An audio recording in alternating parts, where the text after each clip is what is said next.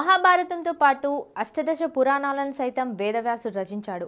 ఒక్కో పురాణానికి ఒక్కో ప్రత్యేకత ఉంది. వీటిలో గరుడ పురాణం మరెంతో ప్రత్యేకమైంది. సాక్షాత్తు శ్రీ మహావిష్ణువు తన వాహనమైన గరుడునికి ఉపదేశించడంలో దీనికి గరుడ పురాణం అని పేరు వచ్చింది. ఇందులో మొత్తం 18,000 శ్లోకాలు ఉన్నాయి. మనిషి మరణించిన తర్వాత వారి వారి కర్మలను బట్టి వేసే శిక్షలు, పాపాలకు ప్రాయశ్చిత్తం, పుణ్యం సంపాదించేందుకు మార్గాలు, పితృకార్యాల వర్ణన గురించి ఉంటుంది. దీనిలోని 15వ అధ్యాయం వ్యక్తుల రుణానుబంధం, పురాకృత కర్మఫలం లాంటి అంశాలు ఉంటాయి. శ్రీహరి తన ప్రియభక్తునికి వీటి గురించి వివరిస్తూ, గరిత్మంతుడా, లోకంలో ఇతరులకు సాయం చేయడం శ్రేష్టమే కానీ తనకు మాలిన ధర్మం పనికిరాదు. తన వారిని విస్మరించి ఇతరుల గురించి చింతిస్తూ కూర్చోడం సరికాదని తెలిపాడు.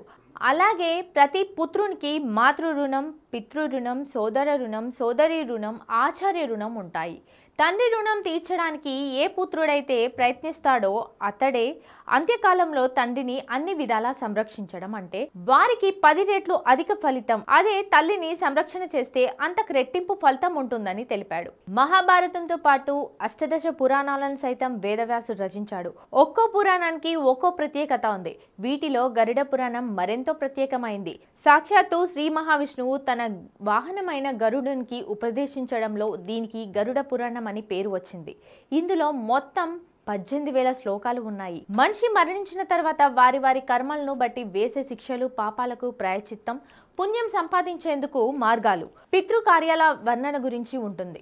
దీనిలోని 15వ అధ్యాయం వ్యక్తుల రుణానుబంధం, పురాకృత కర్మఫలం లాంటి అంశాలు ఉంటాయి. శ్రీహరి తన ప్రియభక్తునికి వీటి గురించి వివరిస్తూ, గరిత్మంతుడా, లోకంలో ఇతరులకు సాయం చేయడం శ్రేష్టమే కానీ తనకు మాలిన ధర్మం పనికిరాదు. తన వారిని విస్మరించి ఇతరుల గురించి చింతిస్తూ కూర్చోడం సరికాదని తెలిపాడు. అలాగే ప్రతి పుత్రునికి మాతృ రుణం, పితృ రుణం, సోదర రుణం, సోదరి రుణం, ఆచార్య రుణం ఉంటాయి. తండ్రి రుణం తీర్చడానికి ఏ పుత్రుడైతే ప్రయత్నిస్తాడో అతడే అంత్యకాలంలో తండ్రిని అన్ని విధాలా సంరక్షించడం అంటే వారికి 10 రెట్లు అధిక ఫలితం. అదే తల్లిని సంరక్షణ చేస్తే అంతకు రెట్టింపు ఫలితం ఉంటుందని తెలిపాడు.